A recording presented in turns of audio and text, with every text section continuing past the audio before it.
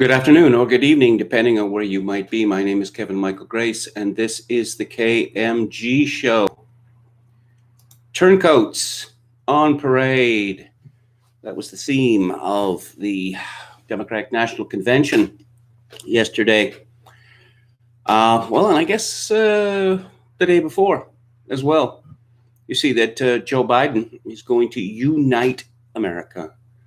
And he's going to bring all of the great and the good people into his administration in one manner or another. And he's going to fix everything. I've seen his TV ads, or some of them, and that's what he's going to do. He's going to fix all of America's problems. How? Primarily by not being Donald Trump. And so various has-beens in the Republican Party have appeared virtually to endorse Joe Biden, the great healer. This is from Global News. Several Republicans crossed party lines and endorsed Joe Biden during the first two nights of the Democratic National Convention, calling on other GOP voters to turn their backs on Donald Trump in November. Former Ohio Governor John Kasich led the charge Monday, admitting his presence was unusual, but insisting his status as a lifelong Republican holds second place to my responsibility to my country. In normal times, something like this would probably never happen, but these are not normal times, Kasich said of his participation. We can all see what's going on in our country today and all the questions that are facing us, and no one person or party has all the answers. But what we do know is that we can do better than what we've been seeing today, for sure. Kasich's pre-recorded video message, among several during the virtual convention, forced online by the coronavirus pandemic, forced online, was hardly subtle. He delivered it from a fork in a rural gravel road in his home state. Not exactly.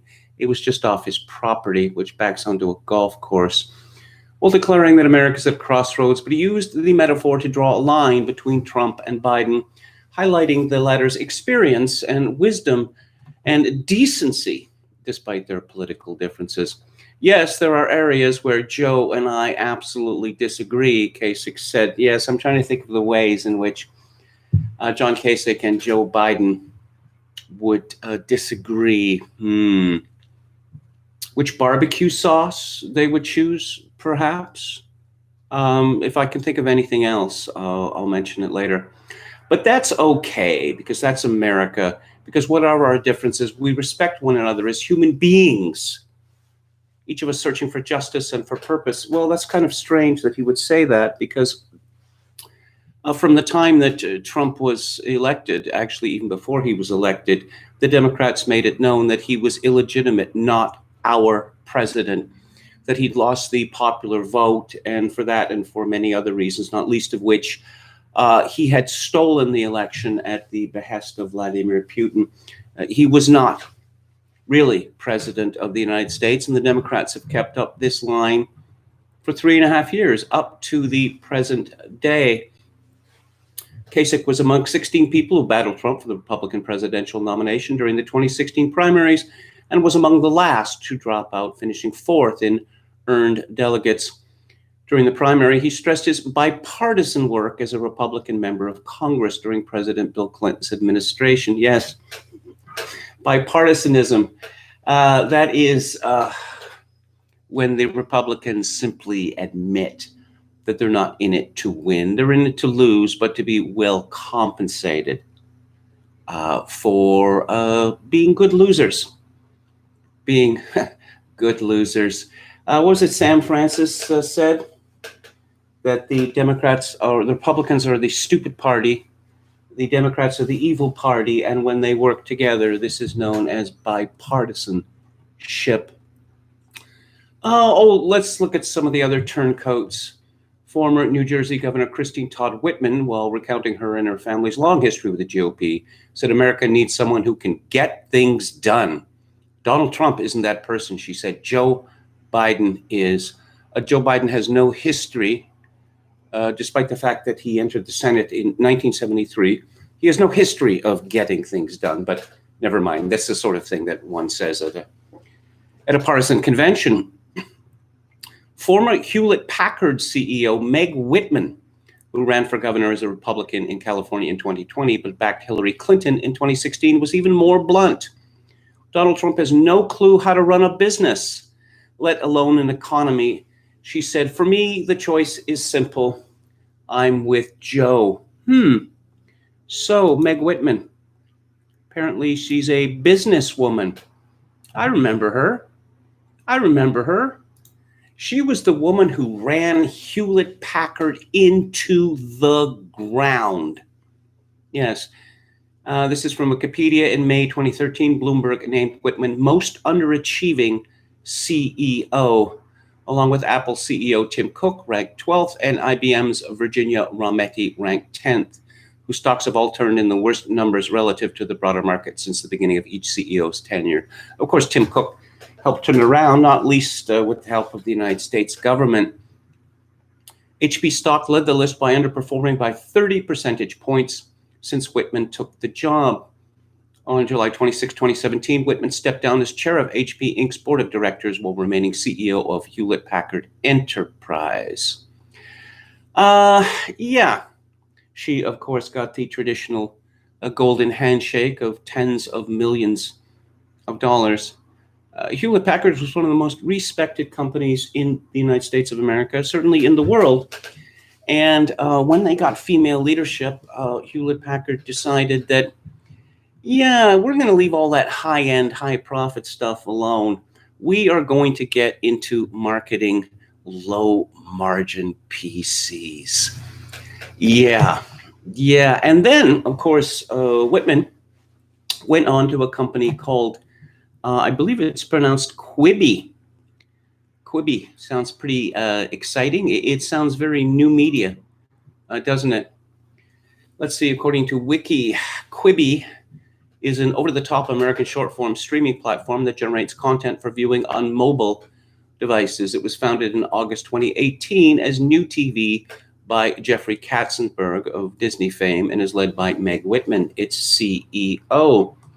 Quibi raised $1 billion in funding from major Hollywood film studios, TV companies, etc. Also investment from BBC Studios and BCE, which Canadians will know better as Bell Media, which is one of the handful of companies of quasi-monopoly position in the Canadian media. Quibi launched April 6th, 2020, available in the US. In Canada, on April 14th, the company announced that it had seen 1.7 million downloads of its app in its released week. Quibi's app fell out of the list of the 50 most downloaded free iPhone apps in the United States a week after it was released. According to analytics firm Sensor Tower, by early May, the app was ranked 125.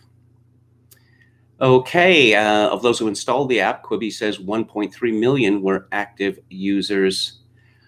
And by early June, the company had reportedly reduced its staffing levels, and the app had fallen out of the top 1,000 apps on Sensor Tower's rankings. How about that?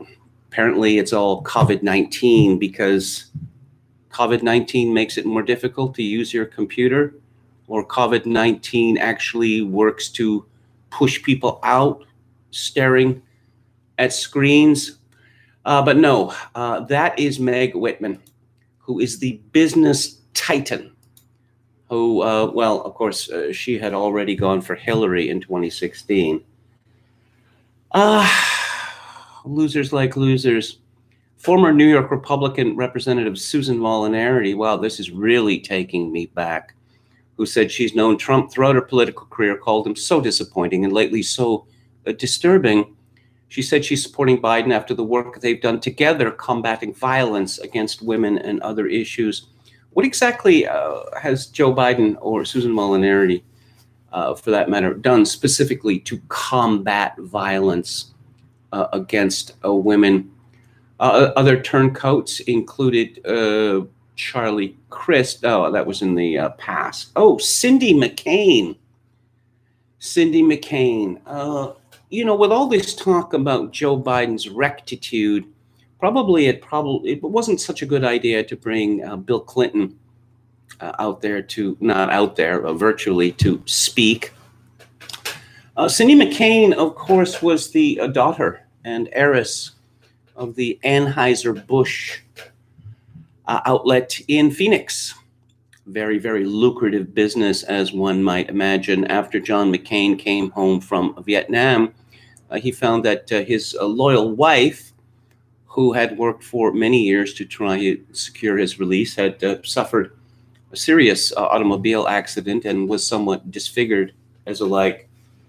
John McCain wasted little time in dumping his loyal wife and marrying Cindy McCain. Yeah, that's her claim to fame, is that she was married to John McCain. Yes. McCain, who planned his own funeral, had told his family to invite Biden to speak and to not invite Trump. I'm sure Trump was really broken up about that. Yeah. Oh, and Powell. We'll get to Powell in just a minute. But let's see. Chris Christie, this is from The Hill, ripped John Kasich for endorsing Joe Biden, calling his fellow Republican a backstabber and saying it was exhausting to work with him. Just to show you where John Kasich's standing is in the Republican Party, when he was the only Republican governor left on the stage in the 2016 GOP primary, Donald Trump, Ted Cruz, and John Kasich, they were the three candidates left. Do you know how many Republican governors of his colleagues, his city colleagues, endorsed John Kasich? 0. And the reason they didn't endorse him is because he's a backstabber and he's an untruthful guy. Tonight, Republicans are going to look at that and go, you can have him. Please, believe me, give us a break. Get him out of our party. You take him for a little while, because on top of that, I've worked with John a lot. He's exhausting. Joe Biden's going to be getting calls from John Kasich. He's going to want to change his phone number, Christie also said.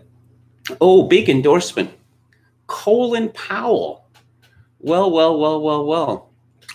This is from CNBC. Former Secretary of State Colin Powell delivered a heartfelt endorsement of Joe Biden, day 2 of the Democratic National Convention, handing the former vice president another boost to his national security bona fides.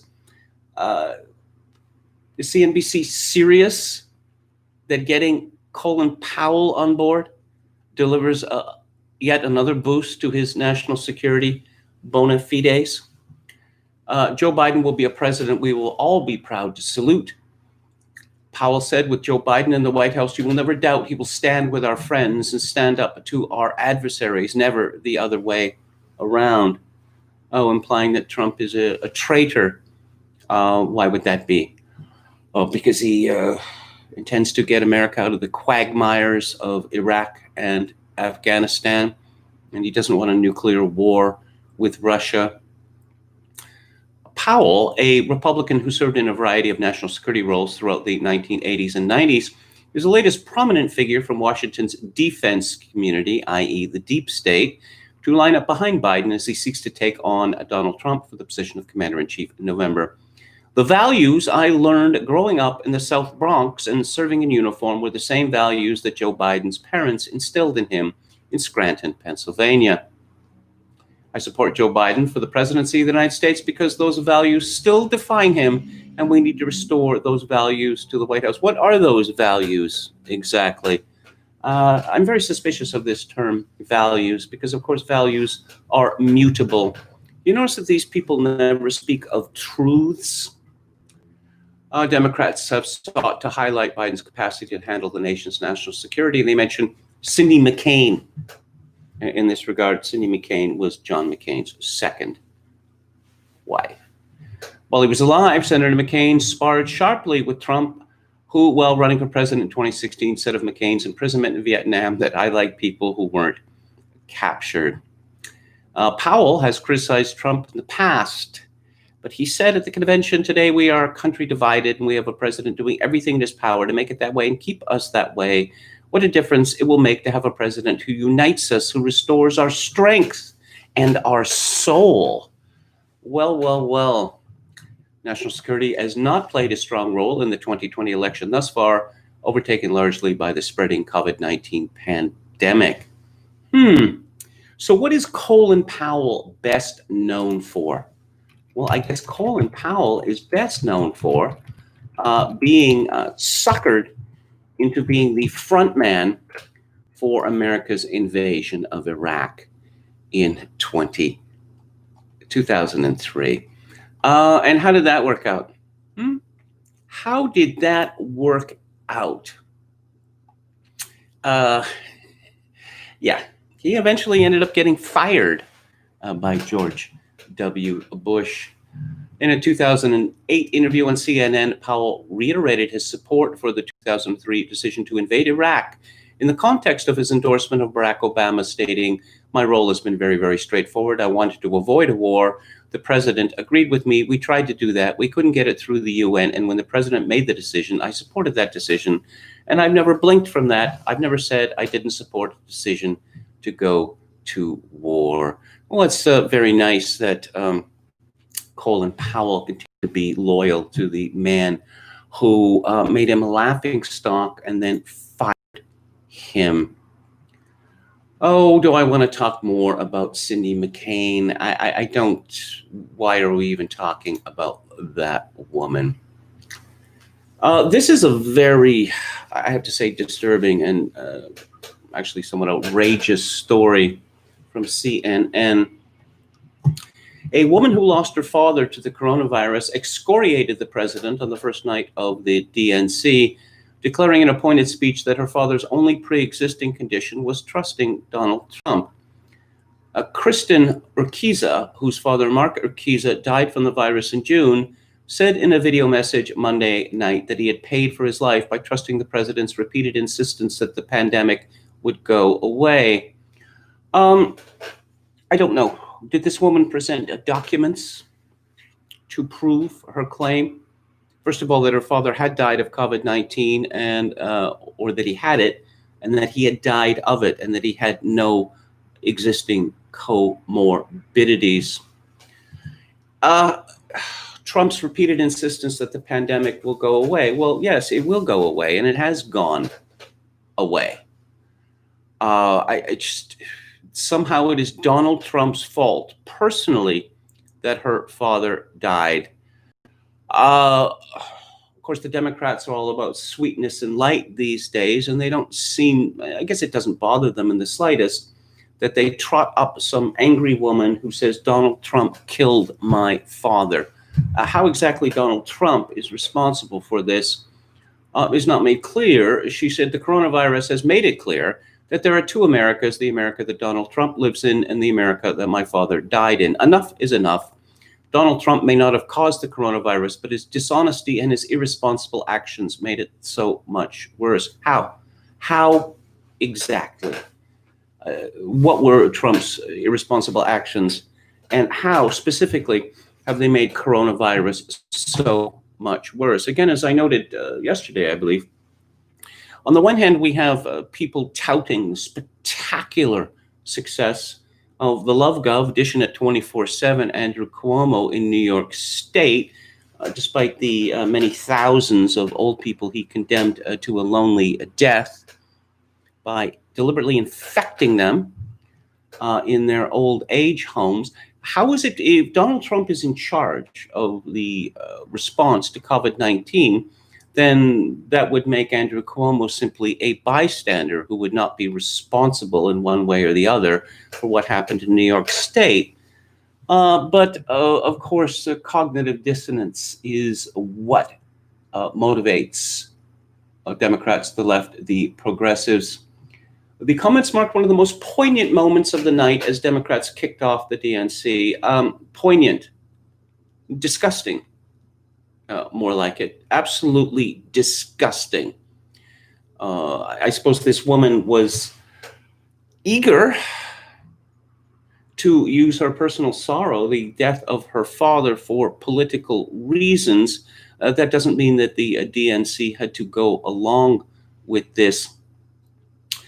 Urquiza's comments Monday built on a forceful obituary she penned for her father in July, which she wrote that his death is due to the carelessness of the politicians who continue to jeopardize the health of brown bodies. Oh, I see. So is COVID-19, is it racist, or is it allowed to act in a racist manner because Donald Trump is president of the United States? There have been quite a number of news stories based on reports about why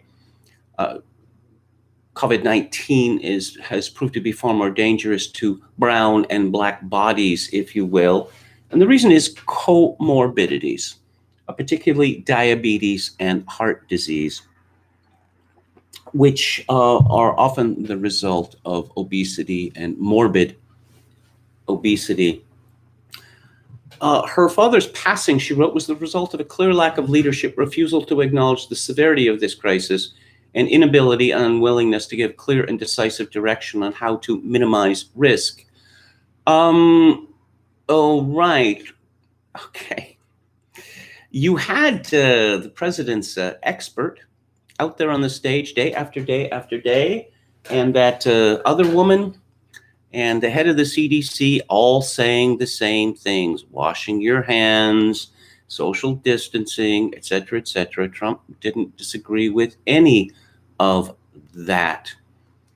Arquiza concluded her remarks Monday evening by declaring, "We need a leader who has a national, coordinated, data-driven response to stop this pandemic for claiming more lives and to safely reopen the country. We need a leader who will step in on day one and do his job, to care." Oh, is that the job of the president of the United States, to care? Really? Because I thought she was talking about action here. Disgusting, absolutely disgusting display. These people. I'm looking at a picture of Tracy Ellis Ross, who I'm informed, actually I've known this for years. She is a daughter of Diana Ross of Supremes and Solo fame.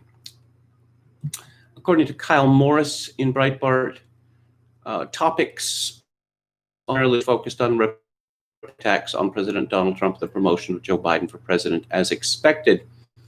Clinton, Bill Clinton that is, admitted the documents alleging that appeared in the late Jeffrey Epstein's private island convention on Tuesday by going after President Trump for his determination to deny responsibility and shift the blame in regards to handling the coronavirus pandemic.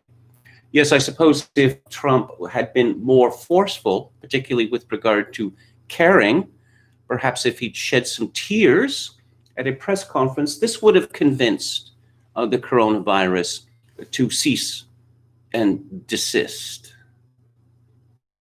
COVID much harder than it had to, Clinton said. Really? Okay. At a time like this, the Oval Office should be a command center. Instead, it's a storm center. No, that's a very bad construction. The storm center sounds very much like center. There's only chaos. Just one thing never changes: his determination to deny responsibility and shift the blame. The buck never stops there. He'll have to decide whether to renew his contract or hire one else. Clinton said, adding that Trump will blame, bully, and belittle should he be re-elected. Clinton's pre-taped speech addressing the DNC came on the same day a photo of him receiving a neck massage from alleged Jeffrey Epstein victim Shantae Davies. Jimmy Carter, 95, he gave an address. Alexandra Ocasio-Cortez formerly nominated Bernie Sanders in I think a 1-minute address. She is absolutely furious because NBC News in a tweet made it appear as if the Democrats were shafting her, that she didn't endorse Joe Biden. Oh, let's see. Oh, I've already talked about which apparently, I'm sure it's, and again, COVID-19 has just been terrible for social media, absolutely terrible for social media. You know, we've seen the shares of Facebook crater. Companies, I mean, Apple, I hear, is in terrible, terrible shape, and it's all the fault of COVID-19. Amazon, again, is a company which has just been wrecked with COVID-19 because, of course, you know, when people are stuck or ordered to be in their homes, they're not going to be, ordering more stuff. Oh, internet. Oh, and let's see here, the comely Jill Biden, and woe betide you if you do not refer to her as Dr. Biden, I'll repeat my old joke, which is that Dr. Jill is making a personal appearance. Dr. Jill, I have this mole on my, which is getting dark. That kind of doctor. What kind of doctor you? You're not by chance a divinity? No. A dentist? No. Are you a veterinarian? When you're a doctor of education. Jill Biden, according to Breitbart, spoke from her former deaf school classroom where she taught English. She says, quiet is heavy. You can hear that echoes down empty hallways, and there is no scent of waxed floor or book.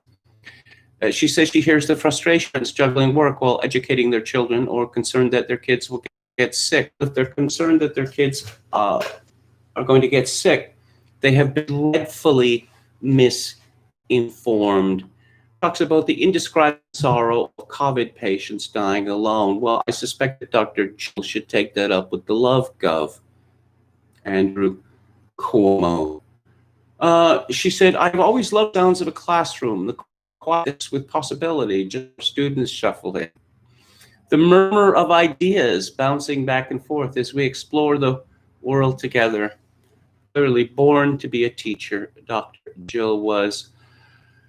And then she exploits Joe Biden's personal tragedy, the death of his wife, and later the death of his son, Beau. Again, this is just disgusting. This is absolutely disgusting. She says that after Beau Biden died of cancer, she wanted to smile or feel warmth again. She says she watched Joe steel himself in the mirror and walk out into a world empty, and that's just who he is. She says she always understood why Joe did it. She says Joe's faith is in you and us. Oh, Alex Benveniste tweets, just think of your favorite educator who gave you the confidence to believe in yourself. That's the kind of first lady Joe Biden will be, said Joe Biden at the end of last night's festivities. Educator. That means teacher. It means exactly the same thing, but no, Joe Biden isn't a teacher. She is an educator. Because, I don't know, that sounds classier, I suppose. Is it true of most people that need educator to give them the confidence to believe in themselves? But of course, she is the eternal teacher. Let's see. Now a video of Joe Biden jogging comes up. As the Bidens talk about their courtship. Biden says Jill put them back together after the death of his first wife and daughter. Jill talks about punching a bully in the face as a kid. I'm sure she did. Ashley Biden says they had conflicts when she was a teenager and her mom dealt with it by taking up running marathons. Okay. Now, I think this is a rather revealing story, and this comes from Amanda Littman. She tweeted, my favorite Jill Biden story, back in 2003, a bunch of self-serious operatives were meeting at the Biden house to try to get Joe to run. Jill did not like where the meeting was going, so marched past them in a bikini with no, N-O, capital, written in marker on her stomach, no F's to give. I don't know, this story teaches a rather different lesson to me, which is that Jill Biden is a very thirsty woman. Bunch of people said, nah, that never happened, but there is much activity actually justifying this story, which, again, what sort of person would do that? It sounds absolutely crazy. Absolutely crazy. Again, clearly a thirsty woman. She's a good-looking woman, Joe Biden, no question about it. Matt Taibbi, before the convention began, on his Substack, announced the official 2020 Democratic National Convention drinking game.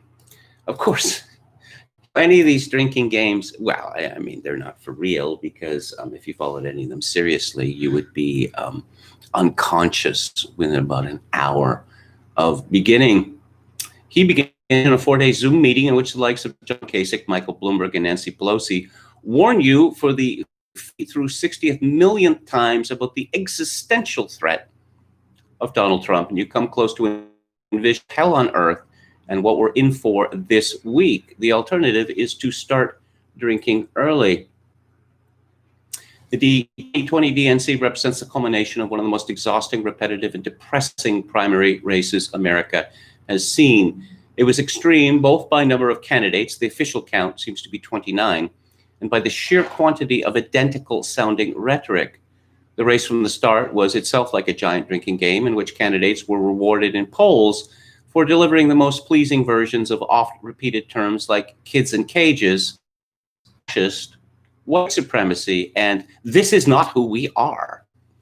The stretch run of the primary, a clash between centrist Joe Biden and reform-minded Bernie Sanders that ostensibly represented a serious ideological split within the party, essentially came down to a battle of talking points, i.e. this president versus corporations.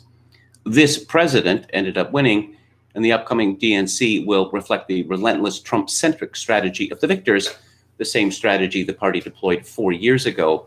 It will be light on policy and heavy on market-tested barbs about Trumpian perfidy. A year ago, we'd have been drinking most terms like Ukraine or rule of law. This year, it'll be post office and birtherism. Take two shots for creative variations like neo-birtherism or birtherism redux. One point could make me nervous. This convention could obliterate the boozing public with a single word. Previewed in about 1,000 headlines when Kamala Harris was named Biden's running mate this week. And that word, of course, is historic. Oh, yes, and my favorite. Reese Witherspoon shares heartfelt story in wake of Harris's historic VP suggestion. Turn your TV to CNN or MSNBC right now. The odds aren't bad. I'd put them at 7-2 that the word historic is in the Chiron. You will hear this word 5,000 times at minimum per day of convention coverage. Out of respect for human life, you'll therefore be asked to drink to history or historic only when uttered by actual convention speakers. I hope readers understand, without it being included on the list of malarkey is an automatic drink. Yes, that was the original slogan of the Biden campaign, no malarkey, which I guess was quietly abandoned because the Biden campaign realized that no one under the age of 60 knows what malarkey means. Their new slogan is, if I recall correctly, and it's hard to remember because it is so fatuous, it's build back better. I wonder how many person hours were devoted to coming up to that. A slogan that cannot be memorized is a bad slogan. Without further ado, Tibby writes, drink every time to post office or any variation thereof, i.e. postal service or mailbox, soul of America, history or historic, as mentioned before, drink only when uttered by a convention speaker, existential threat, this president, let me be clear, double shot if what comes after is not clear, access, as in access to affordable healthcare or access to education. May drink twice if this comes in conjunction with an argument about opportunity. Systematic, structural, fundamental, or fundamentally, double shots are uttered by someone who has never voted for or supported a systemic reform. Someone speaks positively of a Clinton. This is not who we are. Above the law, something, Mitch McConnell, something is a human right. Trump is rehearsed witticism, also golf, Russia, birther, any attempts to speak Spanish, unity or civility, uncharted waters, drink rum if you have it here and yell "arr" like a pirate, democracy itself, drink once per hour to racist or Black lives, and finally, lies. Bonus rule. Drink every time someone blames Trump for coronavirus deaths. Make your own group judgment as to whether or not the blame is deserved. Woke Mad Libs exception. If an MSNBC commentator or speaker uses any of the following terms, you may stop drinking for an hour to reclaim your identity. Performative, white adjacent, Latinx, decolonize, invisibilize, solidarity, interrogate, normalize, privilege as a verb, dismantle, erase, lived experience, anything explaining, heteronormative, habitus, cultural appropriation, essentialist, or trigger. Let's go to the chat, see what's happening there.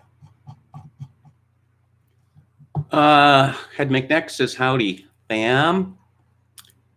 Justin Proto says, Joe Biden's ads seem like he is running on Trump's platform, bringing jobs back, strong against China. Well, Joe Biden has no intention of turning again. He loves China. He's made it clear over the years. China is going to be great. China is great. America needs China.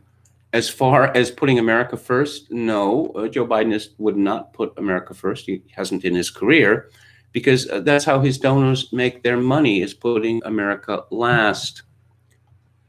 Heck McNeck says, Kevin looks sharper in dark colors. Well, I'll try to remember that. David Wright, looks like either Burlington Coat Factory or warehouse for men have a new frequent customer. Burlington Coat Factory. Chogokin 666, Kevin tried directly plugging your Ethernet cable into the router. Cable, that's not possible because my does not have an input for an Ethernet cable. I see Kevin in a toga orating in the Roman Senate. Chogokin 666 must be an Apple. No, it is an Acer Aspire. That's what it is. You will never attain the speeds of a wired connection. Well, you know, if I could do it, I would, but I can't. And that's my final word on the subject. Ain't got no DVD drive or burner, no Ethernet, no battery status, no fireware. I suppose that's talking about Apple. Haha, the guy who presented a little story to the UN about Iraq, Metal Mike. Was Colin Powell the one who talked about 45 minutes? That's the small amount of time before Saddam Hussein started blowing up the world with his weapons of mass destruction. Metal Mike says the values he learned, that's Biden, are how to lie to the American people and the world to start a bullshit war. Halper says Lyndon LaRouche just endorsed Biden. Is he still alive? He must be ancient. He must be ancient. Heck, McNeck, Reagan will no doubt be voting Biden. Well, what do they call themselves? The Reagan Brigade? They have certainly made that clear. They're divining his intentions beyond the grave. Actually, that's certainly not true. Ronald Reagan was fond of citing what he called the 11th commandment, which is that Republicans did not attack other Republicans. Here's a joke from Head McNeck. Biden, as a child of 2, saw two transsexuals dancing in a bar and asked his daddy, why are those men in girl clothes? His father said, it's simple, son. Some men just love Carmen Miranda. That's a riff on a story that Joe Biden actually said when he was a teenager. He saw two men kissing on the street, and his father said, yeah, nothing to see there, son. They just love each other, which that's exactly what blue-collar, pencils, that's how they were in the 1960s. They had nothing but love in their heart for male homosexuals.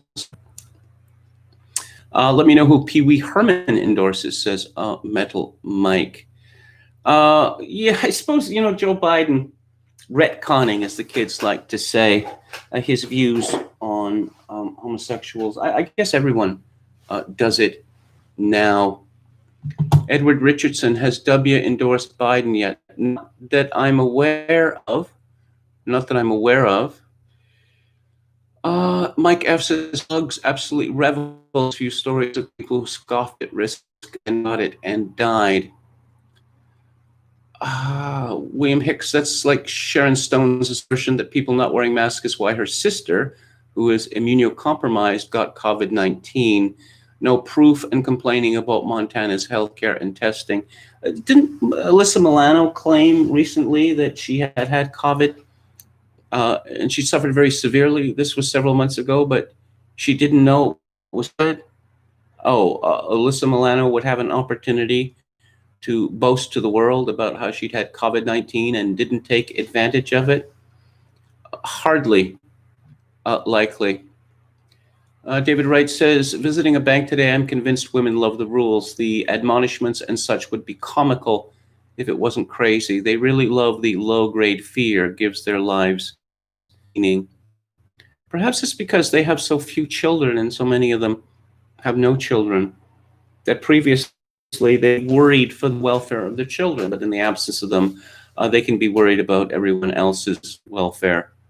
Or instead of, admonishing people for acting in a way or driving in a way or whatever that might endanger their children, they can simply go like this to the whole world. Okay, what about tipping point? And of course, the reckoning. Owen is always at the end of the day. Taibbi, is it? Okay, Glib Medley says so. I'll take your word for it. Don Dapper. Okay. Lex Broken, very kind. Edward Richardson, I think Joe is a henpecked homunculus for Dr. Jill, and she is the real candidate. Okay. DeBrea says, all Democratic leadership are outright Bolsheviks. Well, we talk about the Overton window. I keep repeating this because it's really significant that Joe Biden said that the presumption of innocence, he'd get rid of it with regard to sexual assault claims. It wasn't all that long ago that someone like Joe Biden, or any politician, Joe Biden is, of course, a lawyer, would be waxing eloquent or boring everyone to death about, the majesty, the law, etc., etc. LaRouche died in 2019, says Jim Smith. Okay, thanks for that update. Laramie Hirsch, Biden's Celebrate Good Times video was embarrassing. Did they actually use that song, Good Times? Catchy, very, very catchy. Okay.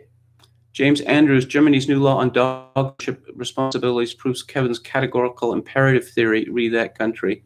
I'd like more information about that if you have it. Okay. I sorry if I'm bending down here. It's just that my camera and the angle is that I can't really see the tabs.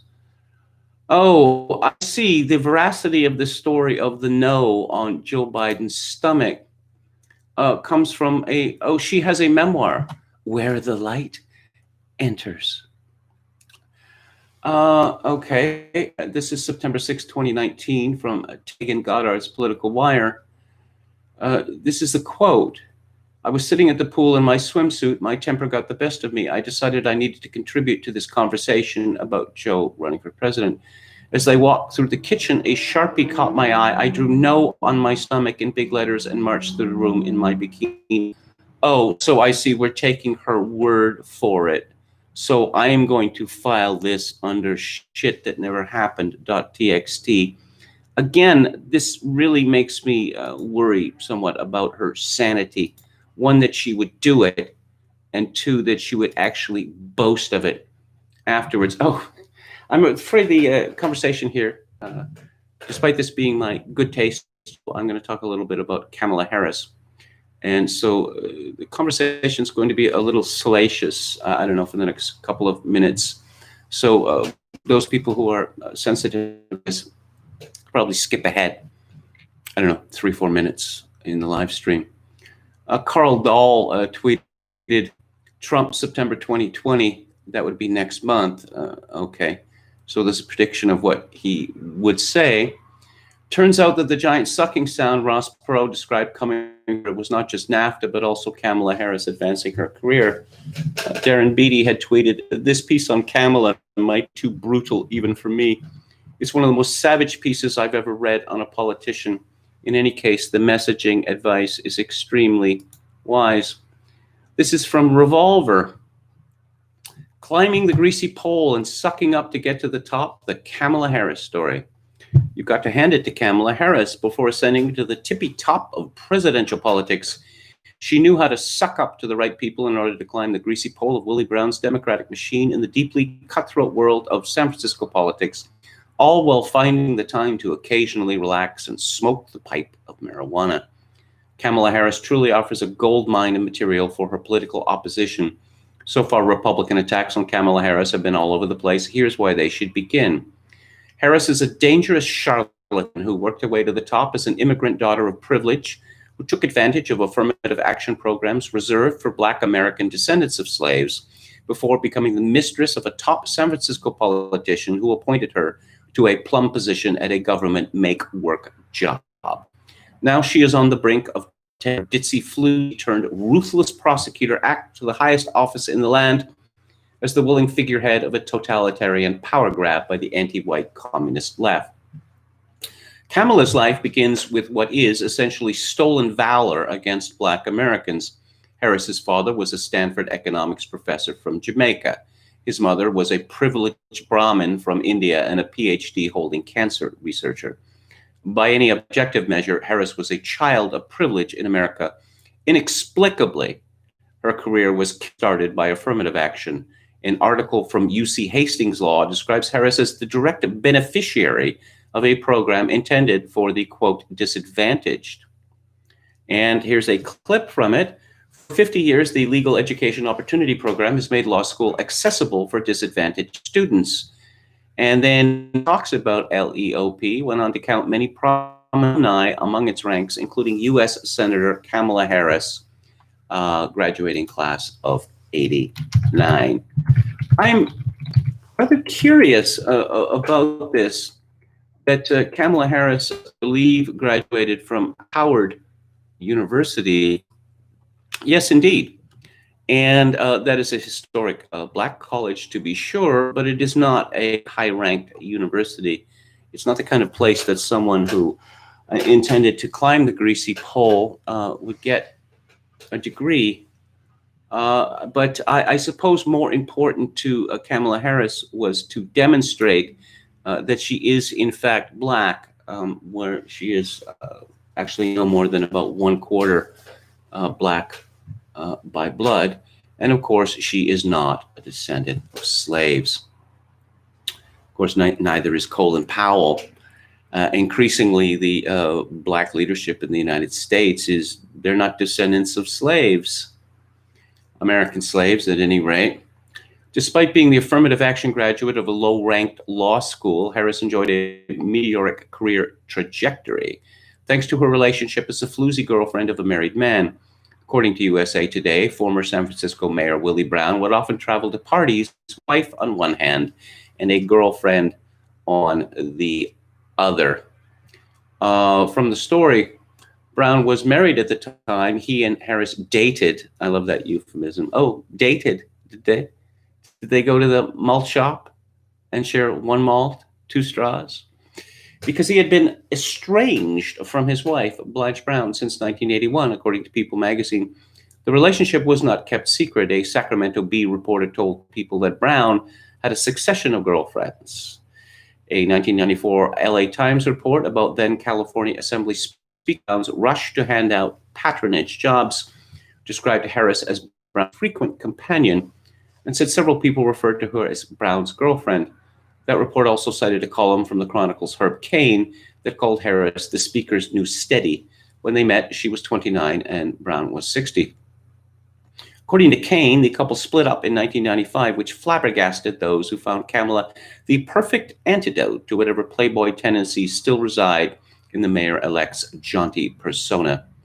Although Brown supported Harris in her successful 2003 run for San Francisco District Attorney, she tried to distance herself from him in that race, telling SF Weekly that Brown, whose career was dogged by corruption allegations, was an albatross hanging around my neck. His career is over. I will be alive and kicking for the next 40 years. I do not owe him a thing, she said, vowing if there is corruption, it will be prosecuted. Among the issues that followed Harris from her time, Brown was the allegation of cronyism in his appointment of her to 2 well-paying posts. Yes, I may have influenced her by appointing her to 2 state commissions when I was Assembly Speaker, Brown admitted. Truly, San Francisco serves as a shining beacon of tolerant and progressive morality that enlightens the conscience of America. In 1994, when Brown was 60 and Harris was 29, Brown appointed Harris to the Unemployment Insurance Appeals Board, which paid $97,000. It says $170,000 in today's dollars. It's worth much more than that, actually.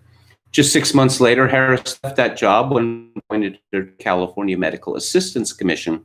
That job paid a mere $72,000 a year, but it was a patronage position that required barely any work. Let's see. Established by Jerry Brown, it meets monthly. Yes.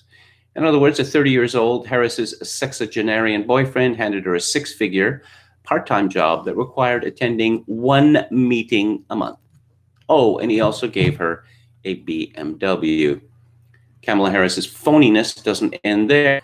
As California Attorney General, Kamala locked up almost 2,000 people for marijuana, but didn't stop her from bragging about smoking marijuana and listening to Tupac in a sad attempt to pander to Black Americans who actually descend from slaves.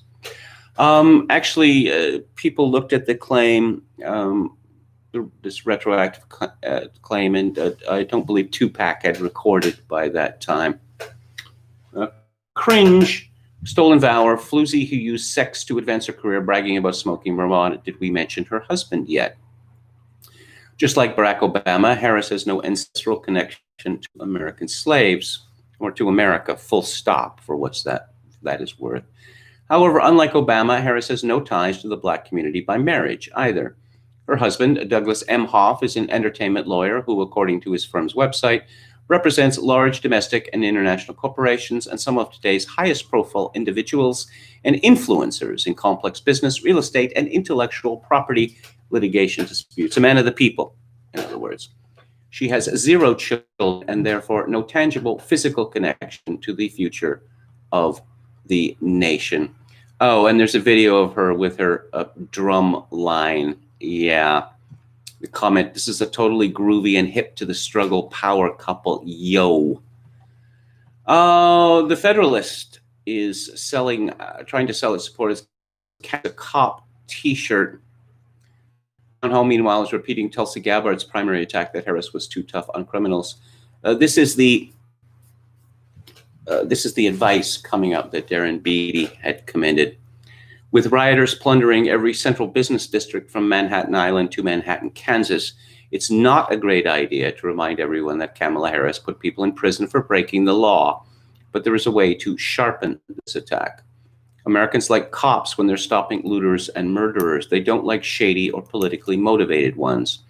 As Attorney General of California, Harris used every shady totalitarian tool in the book to pursue the left's political agenda.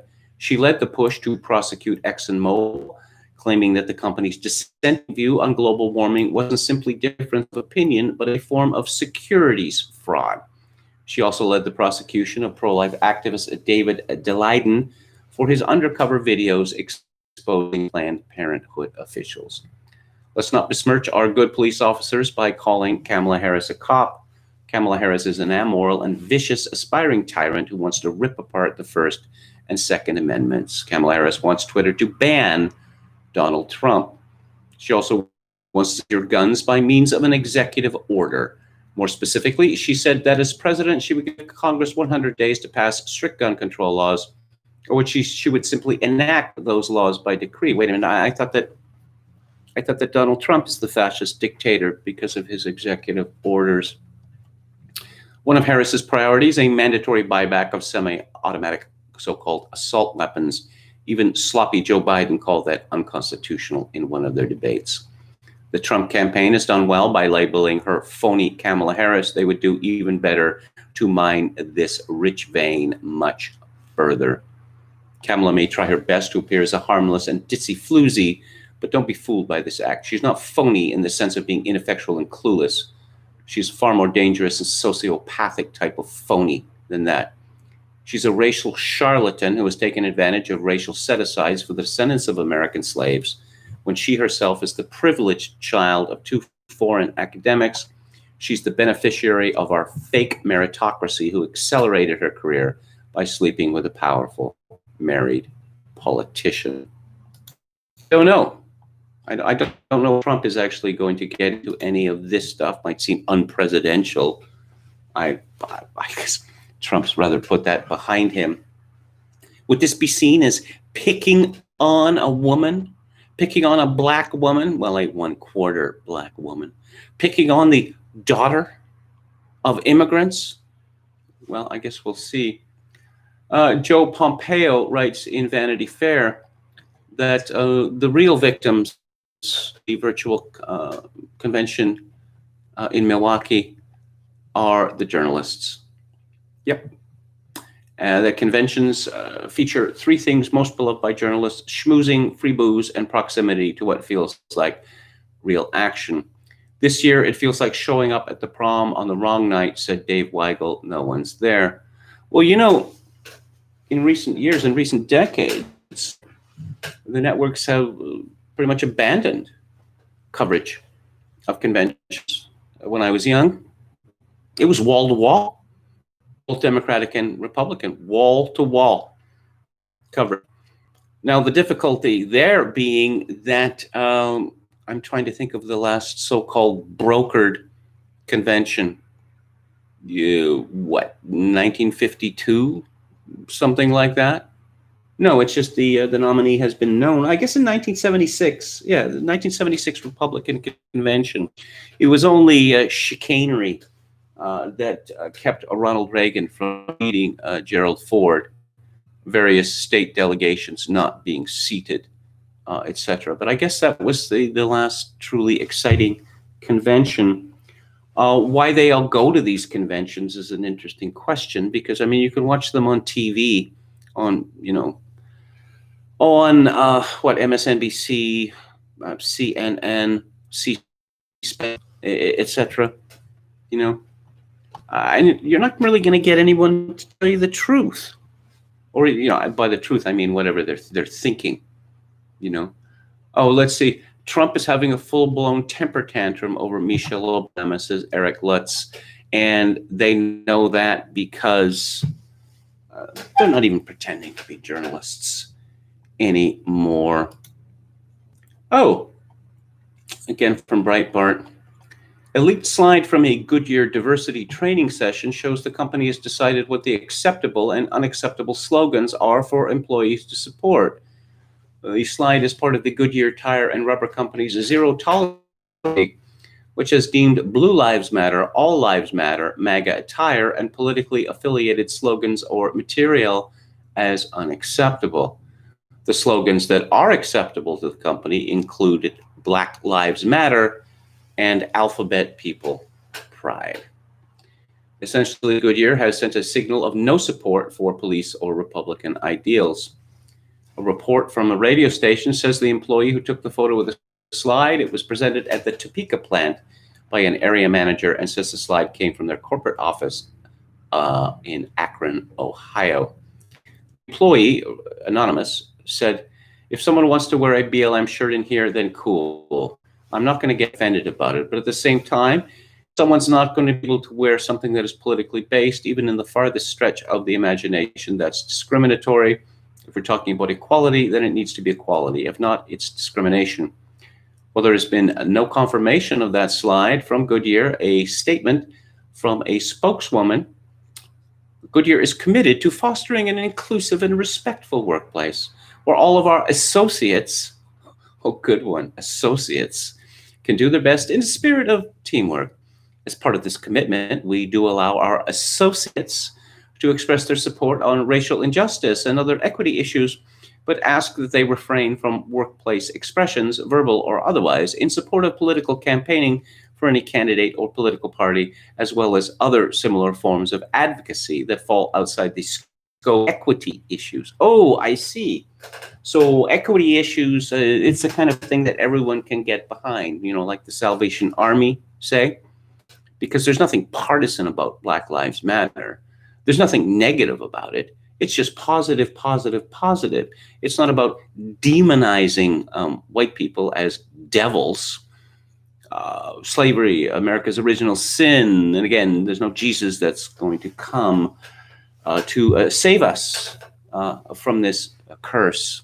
That's what Black Lives Matter teaches, that everything that goes wrong in the lives of Black people is due to white supremacy.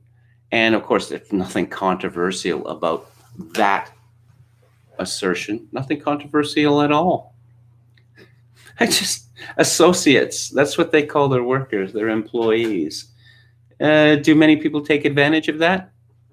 You know, when they're told what to do by a manager? Well, you know, as a Goodyear associate, I think it behooves you to listen to my opinion before you issue orders. I wonder how that would be received. Anderson Cooper, gay robot, exploded at the My Pillow guy. Yeah. This is from Mediaite.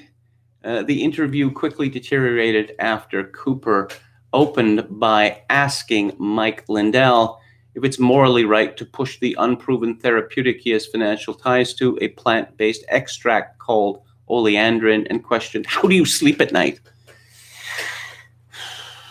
I suppose people could ask Anderson Cooper that question, but they probably wouldn't want to stick around to hear the answer. How are you different than a snake oil salesman?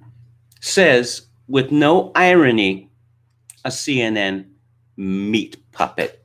You have no medical background. Anderson Cooper has no medical background, but that has not stopped him repeatedly this year from excoriating Donald Trump on the subject of COVID-19. I don't know. I don't know why Mike Lindell appeared for Anderson Cooper. What all publicity is good publicity. It's not something that I would do. Actually, I'm thinking maybe I would. I think it could be fun, just to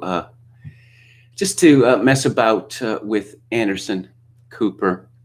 I see that there is a story in the New Republic lamenting the fact that Newsweek magazine, which is called a zombie magazine, has the effrontery to publish pieces by Newt Gingrich and Nigel Farage. Oh dear, can you imagine that? Apparently, Newsweek is now a font of conspiracy theories. Let's have another look at the chat here. Okay. Always run a cable speed test, most times much slower than sold to you, says David Wright. Okay. I will write this down. I chose the lowest option that was available from my ISP. I was rather shocked that, the first one that I was shown was $120 a month, which seemed rather excessive. I'm paying $60 a month for this. I don't know if people are complaining about video and audio quality. I suppose I might have to upgrade. I was hoping that this would be sufficient. DB Cooper says Tariq Nasheed is outraged by all the gay stuff and Kamala for not being a foundational Black American. Tariq Nasheed has banned me, but I rather admire him. Actually, he is, in fact, speaking for his own people, which is quite rare these days. Oh, let's talk about USB 3.0. Okay, I do have that. I don't want it to bog down in tech talk here. Again, talking about Ethernet cable. Okay. We have a rude joke from Chogokin666, which made me laugh, but I'm not going to repeat it. Oh, again, from Brandon Smith. Okay. Tariq is never not mad. This is true. Brandon Smith says it's a good traditional American name. I mentioned this before. In the 1960s, it became very popular for American blacks, radical American blacks, to disown their so-called slave names. So yeah, let's start using Swahili names. Let's adopt the names of our Arabic slave masters. I don't know. Very strange. Very, very strange. DB Cooper says entertainment lawyers for large corporations are the real salt of the earth. No, I don't like these people. I mean, they're still up to this. They're still doing this thing where, this has happened to Red Letter Media. Let's review Gremlins 2. Let's give a rave review to Gremlins 2. And let's have some clips there to show you just how funny and prescient this movie is. And it's one of my favorites, only to get a takedown notice from Warner Brothers because, we wouldn't want something up there on the internet, which is actually going to shift a few thousand Gremlins 2 Blu-rays. Contra says gun control should be dead after the lawlessness we have all witnessed as of late. If the police can't or won't protect you or your family, personal firearms are the only realistic alternative.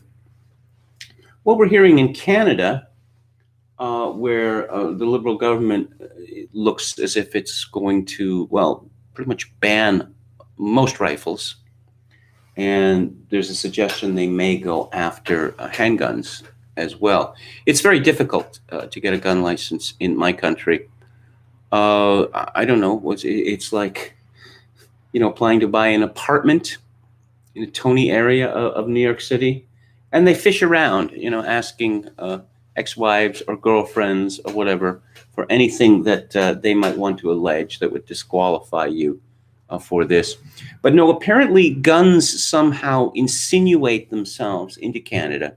They managed to sneak across the border, and they managed to fly up into the hands of certain people, and then they force the people to pull the trigger and kill innocents. That's the level on which the gun control discourse is played out in my country.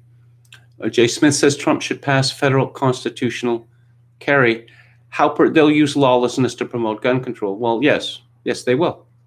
Yes, they will. Contra says Kamala Harris's forced buybacks would definitely provoke a reaction. Are you so sure about that? Because if someone had told me what would happen in 2020 with regard to personal liberty, I wouldn't have believed it. I would not have believed it. 1952 Democratic Convention, 3 ballots.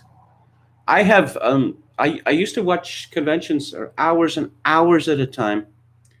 And I so much wanted, a so-called brokered convention. But that's simply not the logic of these things anymore. I suppose the only way there'd be a brokered convention, what is it tonight that Biden is going to be selected as the nominee, or tomorrow? Tomorrow's the last day of the convention. I suppose if Joe Biden were disqualified by illness or death, then we'd have to have a brokered convention. Wouldn't we? Have you read a New York Post article titled "New York City is Dead"? I'm going to be talking about New York City is Dead quite shortly. I don't know. This is the original, actually. Jay Smith says, KMG, the connection you have now seems more than sufficient. It's just that the quality varies with time. Okay. Don't upgrade, says David Wright. Okay. You see the video of the guy driving down Fifth Avenue. Looks like a ghost town. Okay. James Bowman once noted that Muhammad Ali changed his name from an abolitionist to a slaveholder. Yes, indeed. Also, Muhammad Ali, isn't that an extraordinarily common name in the Muslim world? I mean, given that, he had the opportunity to pick any name that he wanted, why would he pick the Muslim equivalent of John Smith? YT says, it's so depressing to even imagine living in Manhattan used to be a huge goal, and now that the rents are dropping and I can finally afford it, it's unlivable. So sad.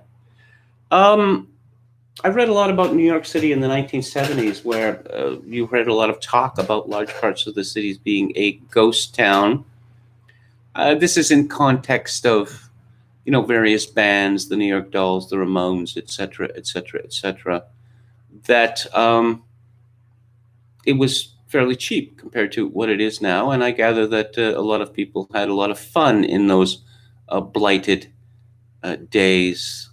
I spent a month in New York City in 1985, and of course, it was really rather shocking to me to find out just how much money people paid for rubbish apartments, walk-ups, on the seventh floor. Say this, I stayed on the seventh floor of a apartment building in Soho, and when the temperature is 90 degrees outside, that you get to the seventh floor, and you're just a wet rag. That's all you are. 4 to New York City drop dead, says David Wright. Well, it didn't quite happen. I want to talk about, yes, the shrine of St. George Floyd, martyr. This is a piece by Richard Greenhorn in the American Sun. George Floyd and Baphomet watch over Minneapolis.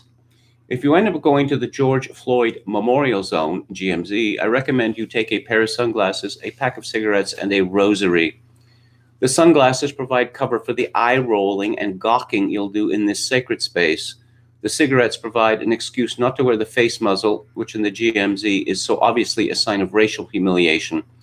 And the rosary, just in case you want to recall that the bizarre ground zero of international embarrassment you were standing at is also the place of a poor wretch's death. Some protection against the demonic doesn't hurt either. The GMZ consists of the city blocks of Chicago Avenue cordoned off around Cup Foods, the grocery that called in Floyd's use of counterfeit bills, and the street where the fentanyl-stunned felon gave up the ghost. It is now a sacred space, the signs tell you this upon entering, and patrolled by all-black volunteers.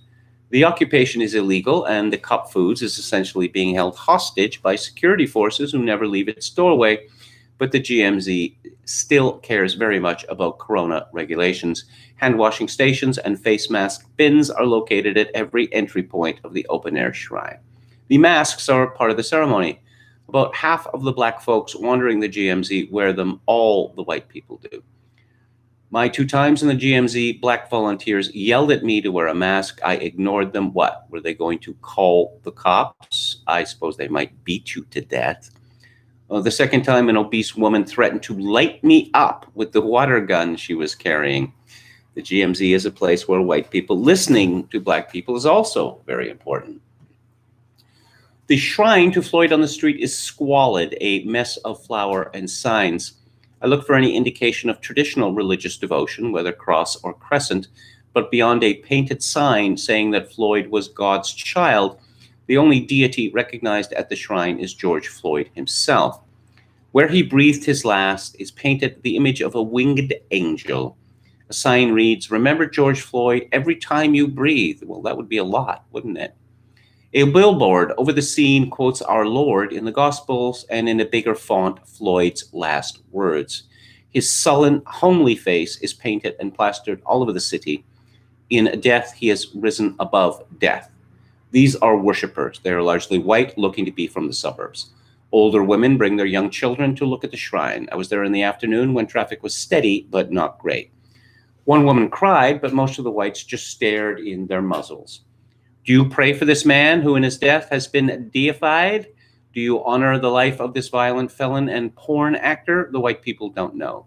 Floyd's death was a kind of incarnation of a million liberal platitudes. I can't breathe. I'm so tired. The white people know how to be cowed in his presence, but they don't know exactly what this God means. There are theologians that float around too. I came to the shrine in the middle of a heated discussion between a guy spray painting raised fists on some of the planters and an atheist standing nearby. When I say heated, I mean they were already calling each other N-words. The believer was profanely involved in defending the existence of a deity. The atheist scoffed. He asked if he'd ever been to prison. The answer was yes. See, ain't no one protecting you, N-word. The believer clarified his stance on the nature of the Godhead. I mean supreme DNA, not supreme being. I would like to hear more about the omnipotent supreme DNA, but the N-word counter was running out of digits, and it looked like the theologians might soon come to blows. The obese negress cried, "Pour some water on it," as she approached. We white people at the shrine all got embarrassed and drifted towards the monument to black strength a few feet away. I lost track of the dialogue until I heard the believer tell the negress very emphatically, "You are not black." Such subtleties are not for men like me to understand. The religious fervor is strong through the entire city, even away from the shrine. In a shack on Lake Street, a muzzled white girl has a library of black literature she wants to share with white allies. Nearby Powderhorn Park is home of a tent encampment, and the residents are committed to not calling the cops. From what I can tell from Minneapolis Crime Watch, some of this commitment is waning. BLM signs are everywhere next to transsexual pride flags and Bernie Sanders signs. The one neighborhood where BLM signs were absent was a black middle-class neighborhood I wandered through on my way back to the interstate. Certainly, they support BLM as a political entity, but as a religion, BLM is a white liberal thing. Minneapolis has become the butt of many jokes. Its crime rate has soared, its police force is understaffed, and precipitous decline seems inevitable. But I'm not convinced this will come to pass. Minneapolis is still a white, affluent city. The last decade's enormous increase in housing prices helps regulate who can live there. The Metropolitan Council distributes low-income housing across the entire metro region, allowing the suburbs to share the wealth of Blacks, Mexicans, and Somalis you once saw only in the cities. In other words, Minneapolis has an exceptional ability to control its own demographics. Crime rates will scare away sane and good people, but very few people in Minneapolis are sane and good anymore. The whites the city attracts will be more gung-ho on the city's cult than those sane people jumping ship, and the cult is what matters. Yeah, I wonder about that. It would seem to me that why would people move to Minneapolis, which is one of the coldest places on Earth in the winter, and it is exceedingly hot in the summer. The culture that they talk of in New York City, supposedly that's why people love to live in New York City, move to New York City, because all of the great culture. I don't know how much culture Minneapolis has. I mean, it's not an old city by American standards. I rather suspected that people would move to Minneapolis because they imagined it would be like what the Mary Tyler Moore Show in the 1970s, kind of old-fashioned America. Well, it's obviously not old-fashioned America anymore. And the fact that it is no longer cheap, again, why would anyone move to Minneapolis? Our author continues, I think Minneapolis is becoming more perfect. Lake Street still hosts many piles of rubble, but the city and community members have done a good job of cleaning the worst of the graffiti. The destruction extended well into the hipster enclave of Uptown, but it hasn't stopped luxury apartments from being built there, or your social democrat barista from wanting to live there. I still haven't found a part of Minneapolis that is as bad as your average street in Detroit or the south side of Chicago. Even the Powderhorn Park encampment isn't as squalid as you might imagine. People talking about the city's decline treat it as if the people living there wanted peace and personal prosperity. They don't. They want to live at the heart of the cult.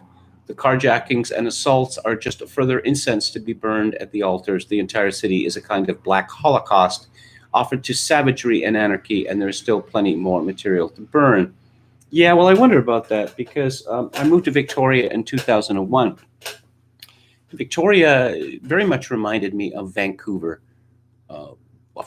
as it had been, say, 40 years earlier. Car dealerships still in the city. A 3/5 version exactly of Hudson Bay building in Vancouver. They have this slightly smaller version, but architecturally exactly the same. So many of the street names in Victoria being the same as street names in Vancouver. And of course, the demographics were rather similar to Vancouver in 1971. That is to say, it was a white-topia, and it was a much friendlier and more polite city than Vancouver had become. And this has changed, but it is changing enormously quickly now. Now that there is a radical lesbian-dominated administration in Victoria, that it is just the last few months I spent in Victoria was absolutely shocking in that regard. And a similar thing, of course, could happen in Minneapolis, that when things start to go downhill and there is no reaction against them, then a city can go from a nice place to live to a hellhole in the relative blink of an eye.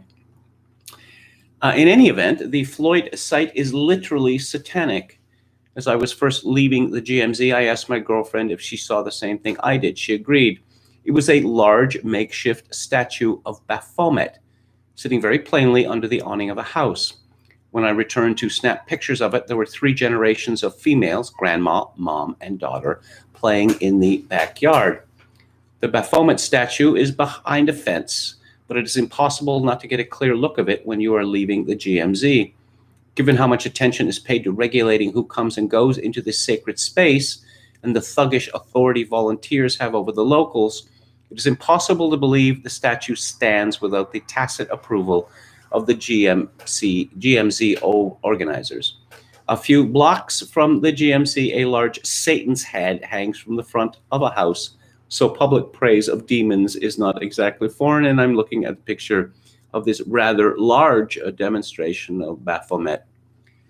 Not that explicit demon worship is necessary to show the GMZ is satanic. Everything there is hatred and destruction, hatred of law, of achievement, of decency. And remember, this is a city where Somali women walk the streets like black banshees, and sodomites regularly win the favor of every politician, business, and most churches. George Floyd's life did not matter, only his corpse does. The nebulous liberal eschatology of justice and equality long ago stopped being an even nominally constructive force. Only hatred can keep together the coalition of the fringes, and only a corpse could incarnate the many contradictions of the neoliberal religion. But as long as there are buildings to deface, children to inculcate, history to defile, the flames of hatred will burn and the ceremonies will continue. So give me a second here. I'm just going to bring up some more stories. I guess we're going to talk about Portland, which continues to be attacked by insurrectionists. And the media, once again, is not particularly interested in this story, I suppose, because it has become embarrassing. Okay, so Portland from Breitbart. Portland, Oregon faced another night of violent and destructive riots on Tuesday as rioters moved their attacks to the seat of the county government, including breaching its headquarters and setting a fire inside. But even as videos posted on social media show ongoing destruction, one county official, Multnomah County Chair Deborah Kafoury, did not condemn the violence and instead referred to, quote, a violent and tragic history of oppression in our county, unquote. The fire damaged the Office of Community Involvement. This is the heart of our county, where people in our community come to get married, get their passports, and celebrate their cultural traditions and diversity, she said in a midnight statement. She said the damaged space is dedicated to people marginalized by the traditional political process. The lobby where the first same-sex marriage in Oregon took place, and where millions of pieces of personal protective equipment are being distributed to help our community battle COVID, was damaged. I acknowledge that there is grave injustice in our world, and there is a violent and tragic oppression history in our county. I'm committed to transformational change. But Multnomah County Sheriff Mike Reese had another description of what is happening. The unprovoked actions by those who engaged in criminal behavior is reprehensible.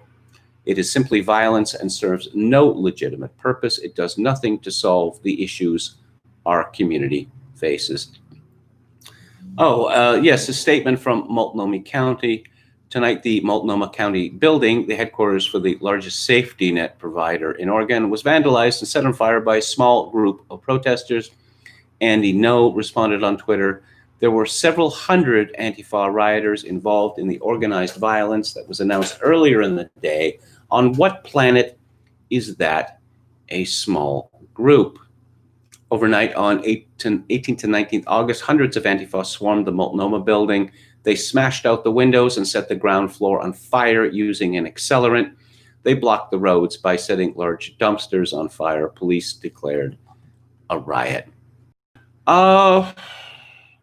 Well, I guess the longer this goes on, and the fact that the Democratic Party is not denouncing it, it makes it pretty clear to electors what's going on. That you can vote for civilization or chaos. Speaking of civilization or the lack thereof, the New York Times, which this used to be a serious newspaper. I mean, even fairly recently, it was reasonably serious. But 2020 is the year of all black all the time. And so we have an essay by Maya Phillips. How is she described here? Let's see. Oh, there doesn't seem to be any description of her. I think she's a somebody of some sort. I saw a picture of her. Enormous tattoo on her arm. Very elaborate one. Oh, okay, here we go. She has a BFA. Well, how about that? How about that? Pretty impressive, wouldn't you say? Pretty impressive. Pretty impressive. And she has a ring in her nose, and she has problem glasses and huge hoop earrings. She was born and raised in New York. She received her BFA in writing, literature, and publishing with a concentration in poetry from Emerson, and her MFA in poetry from Warren Wilson's MFA program for writers. Nobody reads poetry anymore. No one has read poetry for decades. Nobody buys poetry. I suppose there's still some people who buy poetry that was written a long time ago. But if one sets oneself up as a poet, one is saying, well, I'm going to be living off government largesse, such as it is, for the rest of my life. And, well, her poetry has been published in all sorts of places. Hayden's Ferry Review, The Rumpus, Vinyl, Boat, etc., etc. She lives in Brooklyn because, of course, she does. Maya is the inaugural Arts Critic Fellow at the New York Times, where she writes about theater, movies, TV, books, and nerd culture. This is one of my iron laws. Never, ever trust a woman who describes herself as a nerd. Don't do it. Black women are the superheroes the world needs, because of course they are. In different ways and to varying degrees of success, Watchmen and the Old Guard know that these characters have a much more nuanced understanding of justice, because that is exactly the characteristic that I suppose best describes Black people is nuance. Never anything quite in excess. It's certainly the motto of Black people in America. A white billionaire playboy spends his evenings fighting bad guys in a cape and mask. A white alien works as a journalist but skips out to take down villains in the city. Traditionally, superheroes fit a predictable mold, white males who stand as bastions of justice despite their vigilante status. In the riveting recent Netflix film The Old Guard and the masterly Emmy-nominated HBO series Watchmen, Black women are the new kinds of heroes, not only breaking this mold, but also allowing for a radical shift in storytelling. A new guard of superheroism doesn't simply mean diversity. It makes room for the possibility that, especially now as our political systems and institutions are being questioned, there is no absolute moral authority, even those for those tasked with saving the day. It presents individuals better equipped to understand the weight of the badge and the mask and the cost that comes with calling oneself a hero. In The Old Guard, a foursome of immortals are led by the eldest, Andy, a mesmerizing Charlize Theron, a butt-kicking, steely-eyed warrior. This sounds like parody. Butt-kicking, Charlize Theron. Charlize Theron, she weighs what, 105 pounds? Yeah, she certainly is steely-eyed. I will give her that. Charlize Theron You know, in that movie, that Ridley Scott movie, Prometheus, Idris Elba asked her at one point if she's a robot. And I thought, yes, he's asking what everyone is thinking.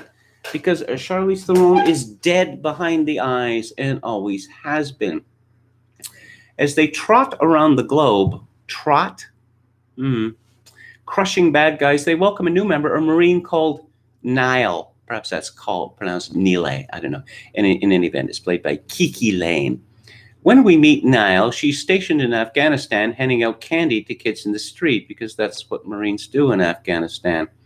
Ordered to get intel on a location where a dangerous man might be hiding, she reminds her fellow troops to keep it respectful. She shoots the target, but is visibly affected when he survives. She immediately rushes to stop the bleeding, but she is left vulnerable to a fatal knife attack from which she miraculously recovers. Movies and TV shows love an optimistic rookie, and the young and empathetic Nile is certainly that, but a race also ropes her into another cliche. Black women are often presented as the standard bearers of ethical action. Because of course they are. They've seen miscarriages of justice and have silently borne the pain or valiantly fought back. Either way, they are resilience and goodness personified. This carries over to superhero narratives as well. Think of Misty Knight in Luke Cage, Storm in the X-Men films, even the no-nonsense Okoye from Black Panther. What sort of adult woman, or man for that matter, watches cape shit, watches spandex movies, and understand these things to be anything other than vehicles to make billions of dollars? Because that's all they are. This is not art. You know, Martin Scorsese got into an enormous amount of trouble by pointing out the obvious, that they are more like amusement park rides than cinema. But I suppose that's the only language that stunted people like Maya Phillips can understand. Okay, NYC is dead forever. Here's why. And this is from James Altucher, who describes himself as an entrepreneur and angel investor. It's quite a mop of hair he's got there.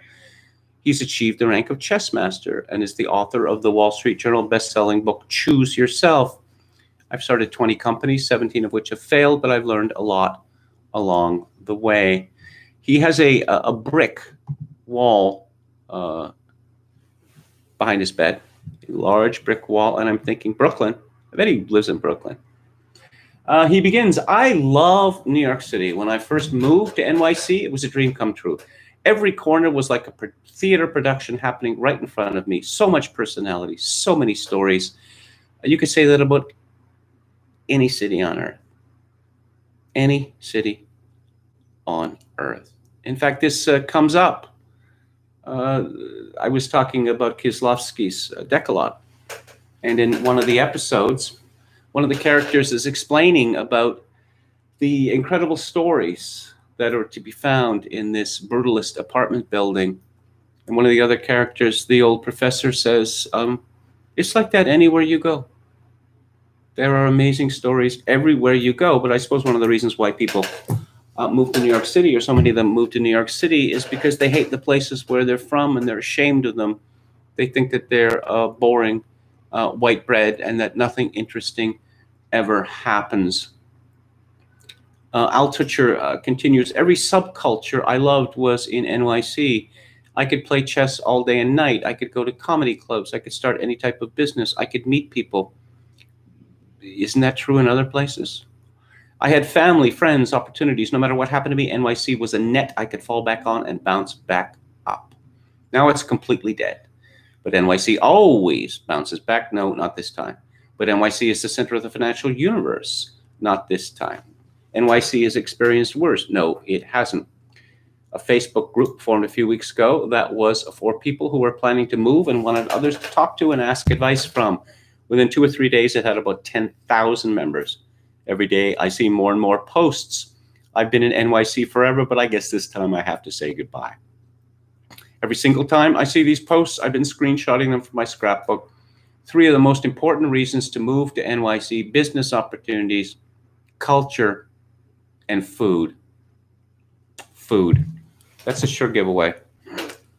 That's a sure giveaway. Oh, yes. It explains immigration. Why we must allow our countries, our nations, to be overrun by rebarbative foreigners. Oh, yes, the food. Well, as the old Rowan Atkinson joke has it, we have the recipes now. In any event, when I was growing up, I learned that every pizza restaurant in Vancouver was run by Greeks.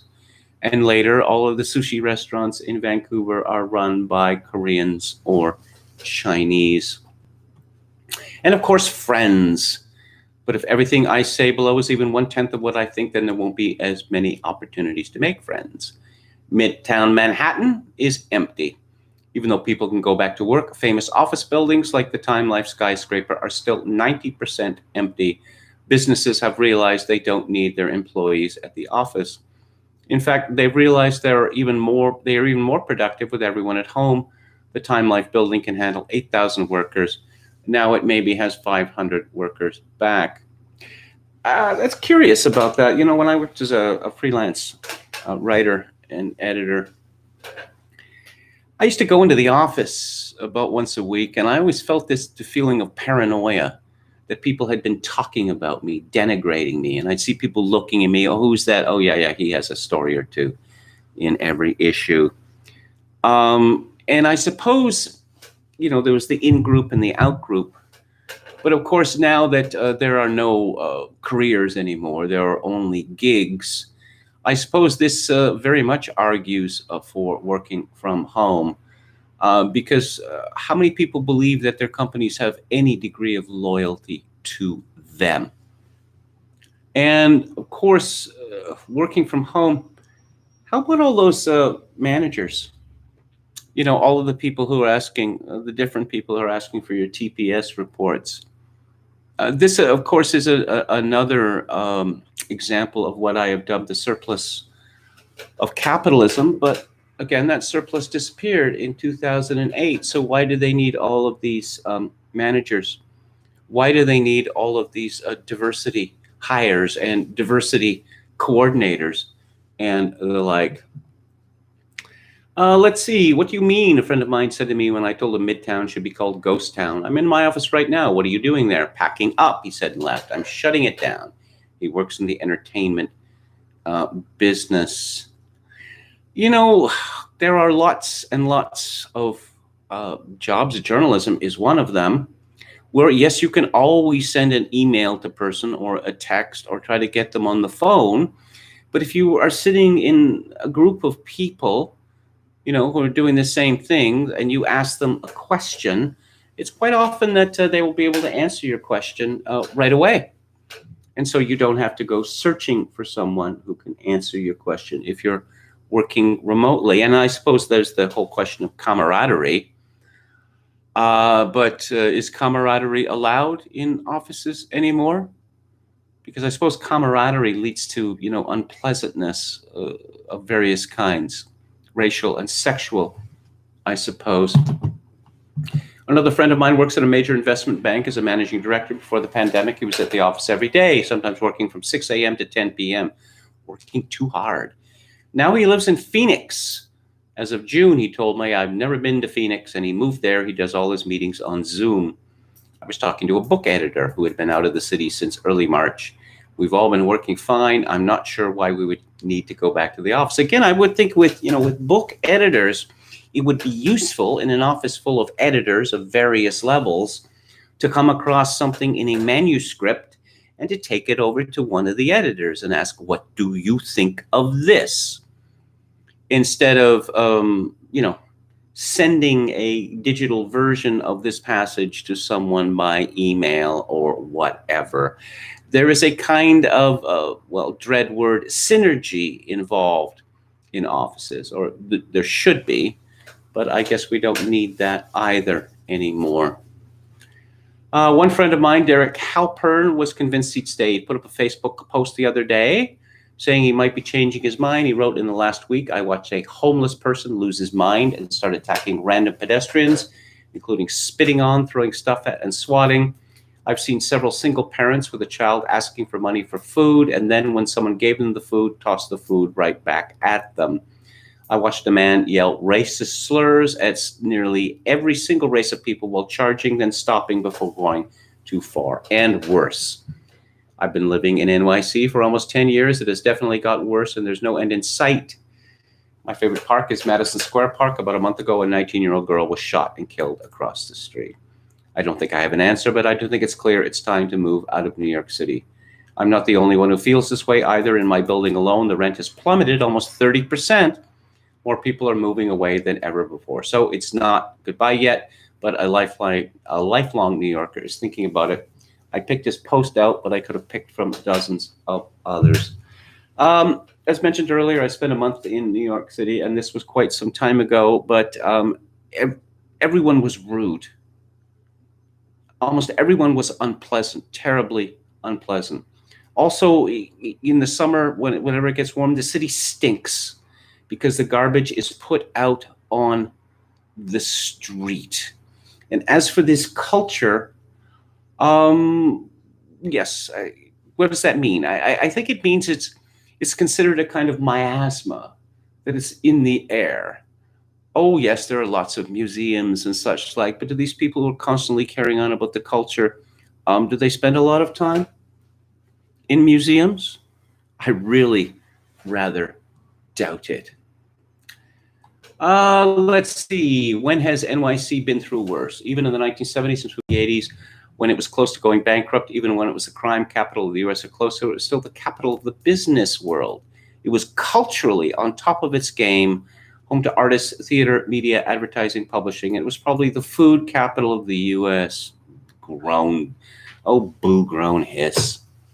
New York has never been locked down for 5 months. Not in any pandemic, war, financial crisis, never. In the middle of the polio epidemic, when little kids, including my mother, were becoming paralyzed or dying, New York City didn't go through this, which raises a fascinating question. Why is it going through it now? This is a murder. Oh, these things happened because of COVID-19. No, they didn't.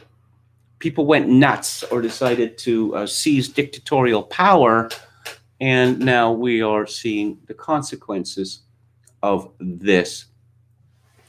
In early March, many people, not me, left NYC when they felt it would provide safety from the virus and they no longer needed to go to work and all the restaurants were closed. People figured, I'll get out for a month or two and then come back. They are still gone.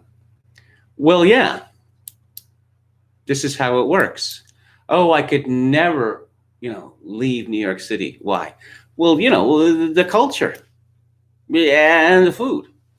And then you leave New York City and you find that there is a culture in other places. And there are every conceivable kind of restaurant in just about every American city of any size.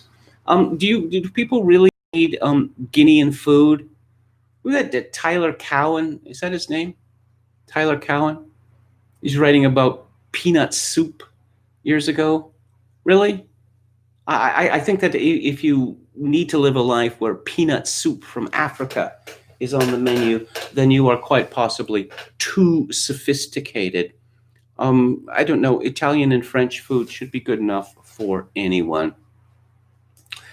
Many people have left temporarily, but there are also people leaving permanently. Friends of mine moved to Nashville, Miami, Austin, Denver, Salt Lake City, Dallas. Now, a third wave of people is leaving, but they might be too late. Prices are down 30 to 50% on both rentals and sales, no matter what real estate people tell you. And rentals are soaring in the second and third tier cities. I'm temporarily, although maybe permanently, in South Florida now. I also got my place sight unseen. Robin was looking at listings around Miami and then saw an area we had never been to before. We found 3 houses we liked. She called the real estate agent. Place number 1 just rented that morning, 50% higher than the asking price. Place number 2 also rented by other New Yorkers. The agent said they came from New York for 3 hours, saw the place, got it, and went back to pack. Place number 3 available. We'll take it.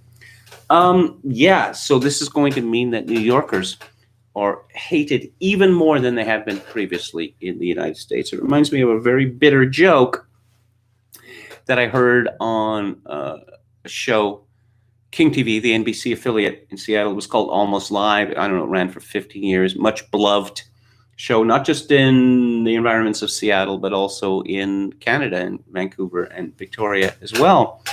And this was at the time of what they called Californication, that people were leaving LA and they were moving north and dragging people in their swell.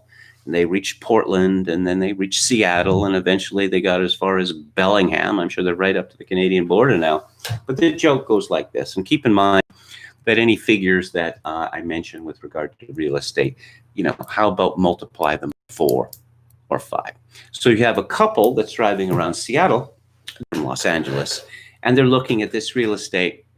And so the wife says to the husband, "Look at this house. It's so cute, and only $500,000. Let's buy 2. Let's see. Summary: businesses are remote and they aren't returning to the office, and it's a death spiral. The longer offices remain empty, the longer they will remain empty. Culture. Okay. Comedy club. Okay. Oh, Henry Winkler came on the podcast. Yeah, okay. Jim Gaffigan, Jerry Seinfeld, Tracy Morgan have been on the stage. Okay. All right. Lincoln Center is closed. The museums are closed. Broadway is closed. The entire ecosystem of art, theater, production, curation that surrounds these cultural centers. People have worked all their lives for the right to be able to perform, even once on Broadway, whose lives and careers have been put on hold. I get it. There was a pandemic. Oh, okay. I guess you don't miss your water until your well runs dry. But what if your well runs dry of something other than water, and you find that you don't miss it at all? I suspect that is the situation for a great many people in New York City. Oh, but the food. Yeah. I think that, in Connecticut, we can get good food in Connecticut. We might even, resort to actually making food ourselves. I know this sounds shocking. Meanwhile, 11,000 lightning strikes spark over 350 California fires, forcing thousands to flee. California wildfires chase people from homes into smoky air. Hundreds of fires are burning across California, including 23 major fires or groups of fires that Governor Gavin Newsom blamed on this extraordinary weather we're experiencing and all of these lightning strikes.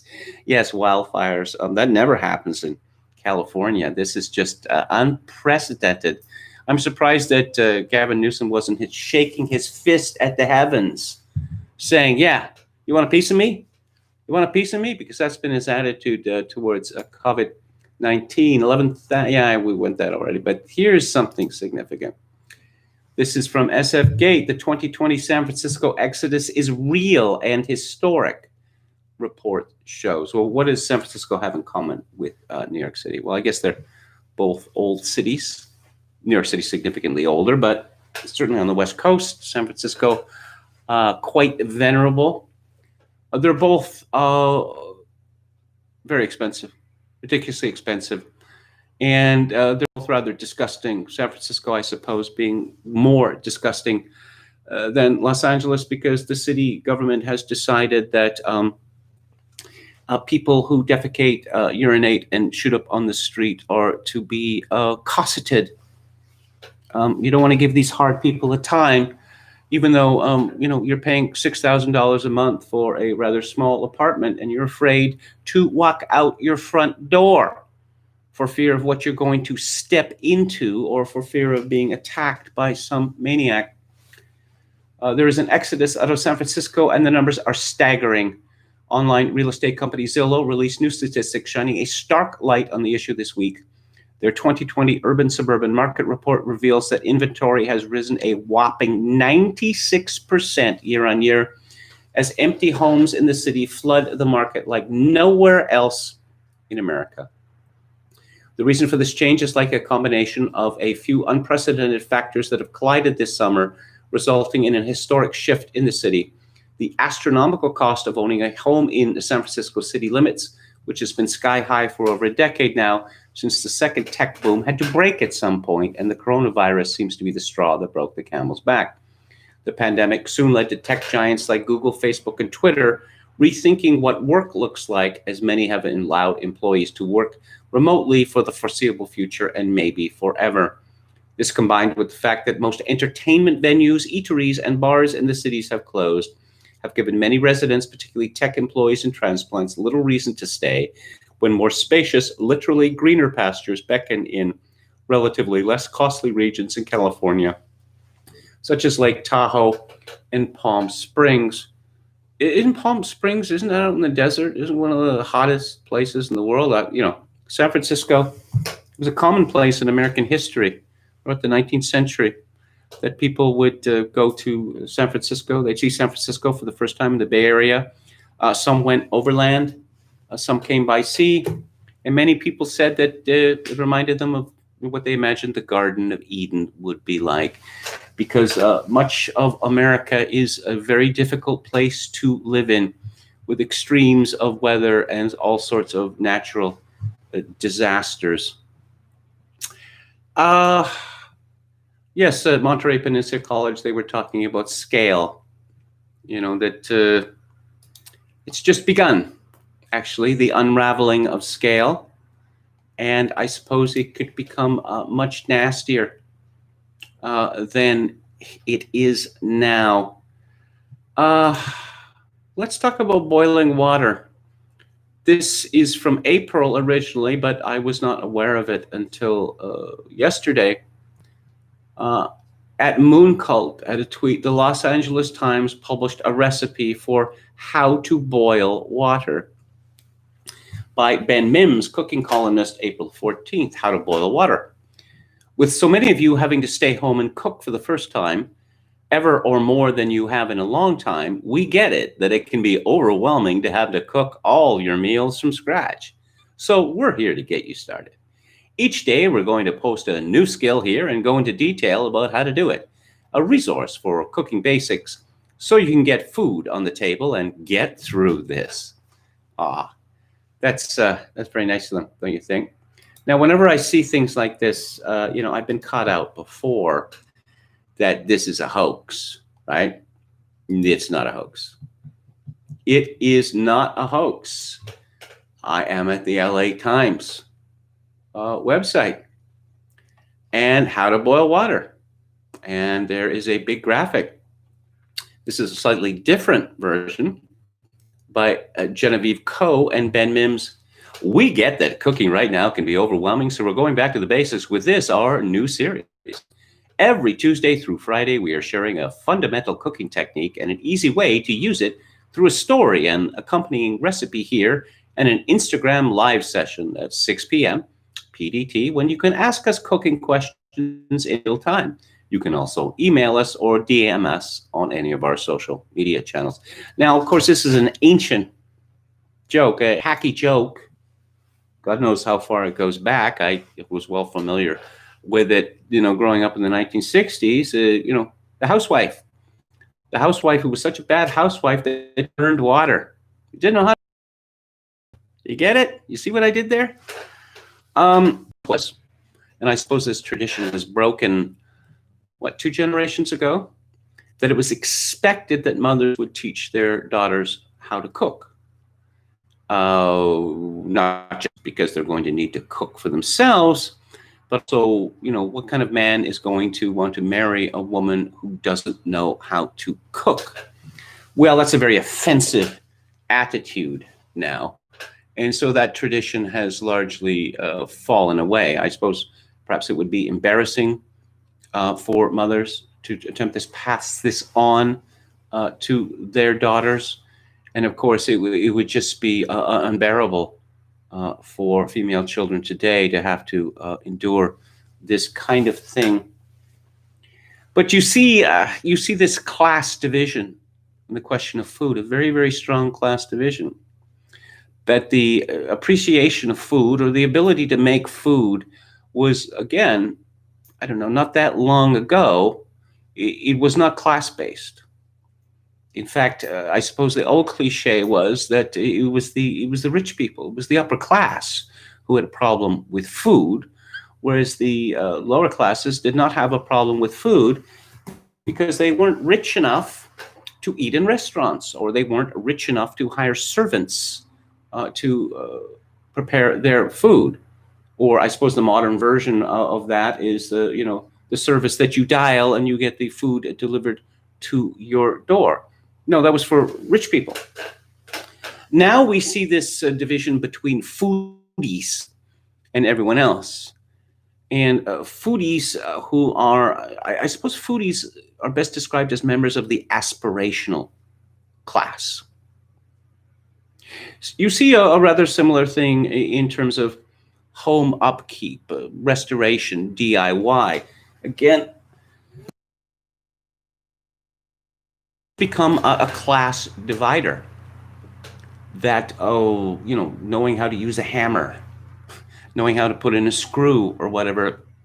Again, this was the sort of thing that fathers would pass on to their sons, but we don't see that much anymore. Divorce being one reason, but also because the idea of the transmission of the civilization. I mean, don't we have experts for that? I mean, what are they doing in schools anyway? And I suppose if mothers are spending all this time instructing their daughters, and fathers are spending all this time instructing their sons, they're going to have much less time for their own personal interests.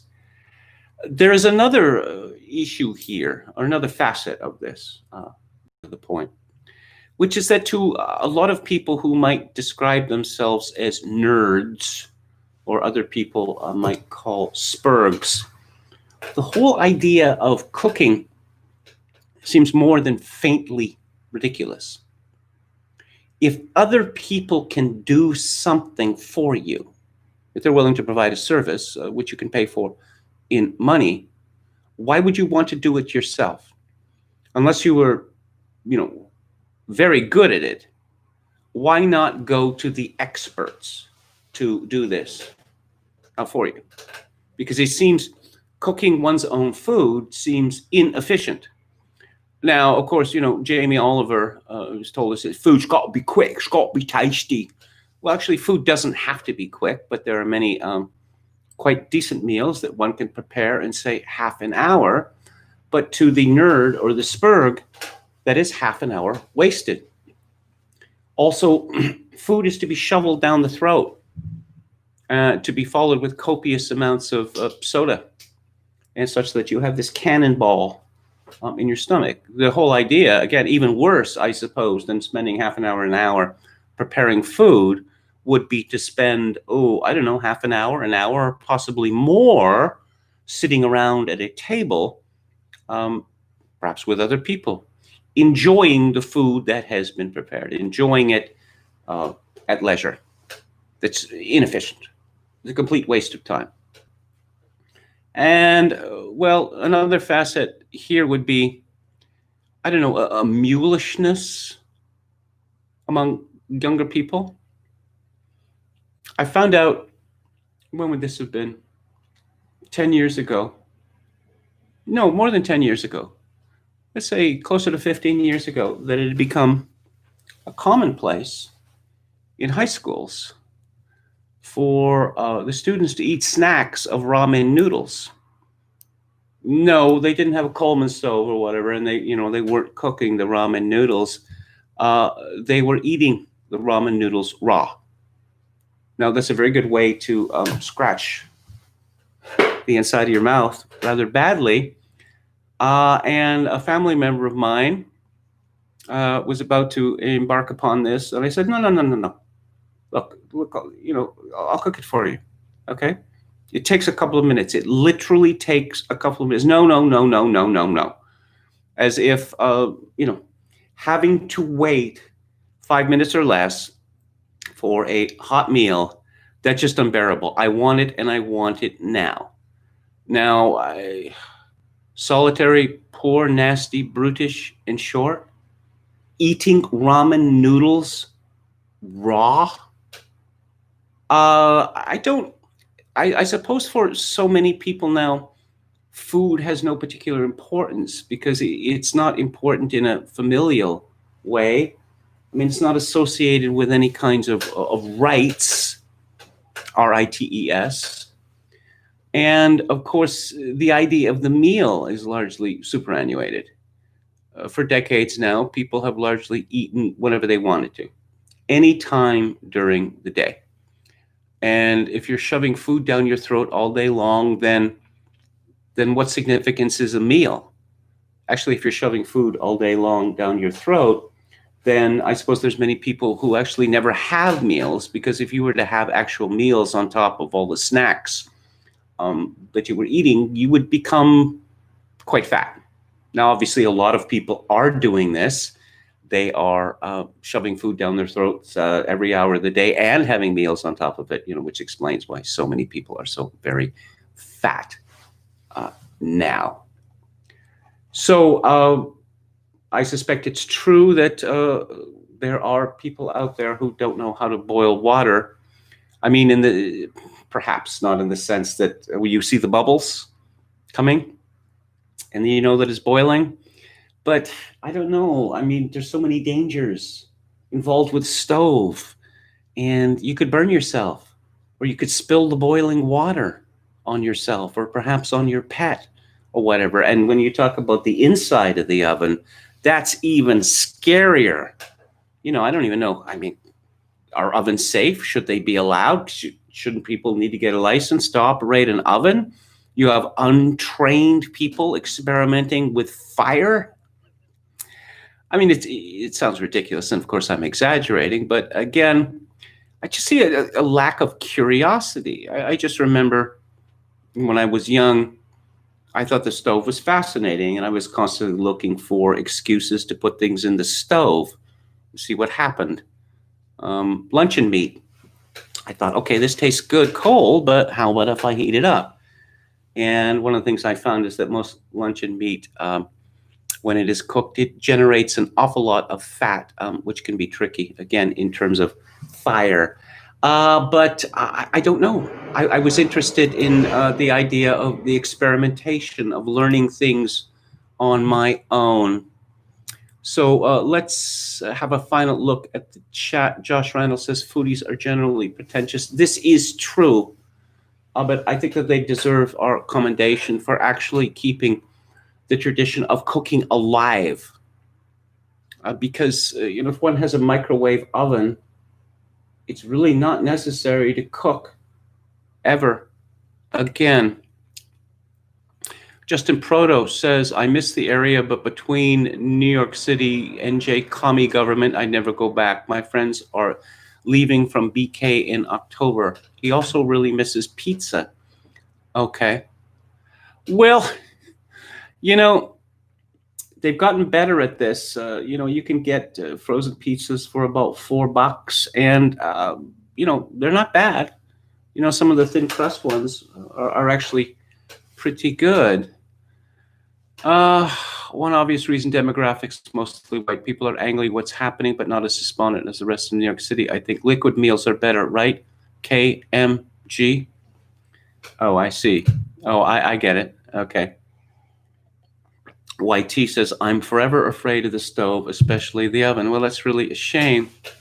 The young KMG had a fascination with fire. No, I had a fascination with the idea that there was a device in my home which I could operate that would change the nature of foods, which I thought was absolutely fascinating. YT, I have to overcome my fear every time I cook eggs. Really? MCT says the resolution to avoid an evil is seldom framed till the evil is so far advanced as to make avoidance impossible. KMG, thank you for the perspective. Well, thank you. Mr. Chuck the Buck Norris, any pragmatic advice for a 25-year-old Canadian man? Get yourself in the trades. That's my advice, because the trades can't be outsourced. Also, the tradesman, the electrician or the plumber or whatever, he's supposed to be rough. And, they're not going to bother you about your political views. because they've already intuited what your political views likely are, and they'd be afraid to talk to you because you command the pipes, you command you command the electricity. You're too valuable for them to annoy. And Run says frozen pizza is only okay at best when compared to real pizza. Yeah, I suppose so. But again, I have to admit that it's gotten much, much better in recent years, and it is really cheap. Okay, so that is the show for today. Tomorrow is Theater Thursday, and I'm going to be talking about Death Wish from 1974. Charles Bronson plays an architect. Yes, he plays an architect, and he's not going to take any more, and he fights back. It's a very exciting movie, which actually occasioned an enormous amount of discussion, as well as people saying it's fascist. Yeah, people pretending themselves from violence and attempted murder. That's what fascism is all about. And on Friday, I'm going to be discussing Piers Paul Reed's The Dreyfus Affair. One of the things that really struck me rereading that book is that you have a lot of people who should know better, whining about, just how ever-present anti-Semitism is, say, in the United States or Canada or whatever. You read about France in the 1890s, say, you know what real anti-Semitism is. When you have mobs of hundreds or thousands of people chanting death to the Jews, that is actual anti-Semitism. It is a little more than hurt feelings or microaggressions. I will be back on the air tomorrow at 4 p.m. Pacific time, 7 p.m. Eastern. And if you like the show or any part of it, I'd appreciate it if you would click on the like button and subscribe to my YouTube channel if you have not already. If you would like to donate to the show, which would be very much appreciated, especially at this time. My PayPal address is kevin_grace@hotmail.com. Once again, kevin_grace@hotmail.com. If you're Canadian, you can send me money directly through Interac at kevingrace@shaw.ca. And I will leave you with this. In these days of social atomization and civilizational collapse, I do dearly hope that you, my dear listeners and viewers, manage to form some kind of genuine human connection in order to ease the burden. Good night.